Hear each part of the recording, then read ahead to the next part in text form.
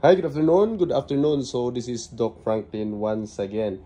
So since malapit na mag-summer at for sure marami na ring mga lakad yung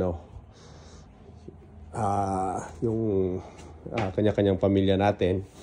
So kailangan ihanda na natin yung ating mga sasakyan. So hindi lang kahit kasi malapit ng summer, pero kailangan talagang ma-maintain natin ng tama yung ating sasakyan. So since nabili ko itong sasakyan last September, so napansin ko na mababa na talaga yung brakes.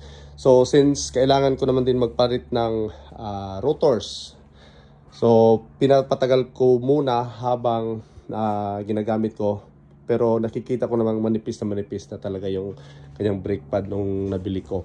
So ito na yung time na magpalit na ako ng brake pads. So kung titingnan nyo, sobrang nipis na yung brake pads at nakikita na may mga cracks na rin yung kanyang pads. Kaya napapansin nyo, nagdudumi na yung kanyang rims. So ito na yung kanyang rotors na palitan ko na. Sobrang lalim na yung rotors Kaya yan sobrang lalim na. So napalitan ko na yung isang side at yan nga, nilinis ko na rin pati yung rims kasi madumi dahil nagsusunog na nga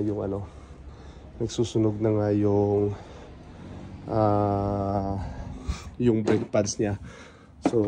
So ito, napalitan ko na yung kanyang rotors at saka gumamit pala ako ng Brembo na brake pads at saka rotors pati. So ako kasi pag sarili kong gamit yung ginagamit ko talaga, kahit naman sa mga customer ay ni-encourage ko sila na yung high quality talaga yung brakes or kahit anong ilalagay para at least tatagal naman. So ito na nga, kailangan ng i-maintenance. So magpalit ako ng rotors at saka brake pads sa harap at saka likod. So medyo mabigat-bigat nga sa bulsa dahil hindi piso ang pag-uusapan dito, kaya dollars. So medyo mahal-mahal yung rotors nito dahil heavy duty nga na rotors at saka maganda rin yung kalidad ng brake pads. So yun nga, at least alam natin na tatagal naman. So ito na nga, magpapalit na ako. So ayan, kumpleto na rin. Mayroon akong gamit na pang squeeze sa brake calipers at kailangan talaga nakatorque yung lahat ng bolts niyan kasi hindi natin alam kung luluwag siya. So ayan nga, at the same time na-check ko na rin yung pang ilalim. So wala naman ako nakitang problema, okay naman din. So yan, kailangan lang talagang ma-maintain. So service ko na rin tong kanyang yung lahat ng nito, ng kanyang oil, transmission, differentials, pati mga belts. Yeah, kasi nabili mo nga ng second hand. So asahan mo na talaga na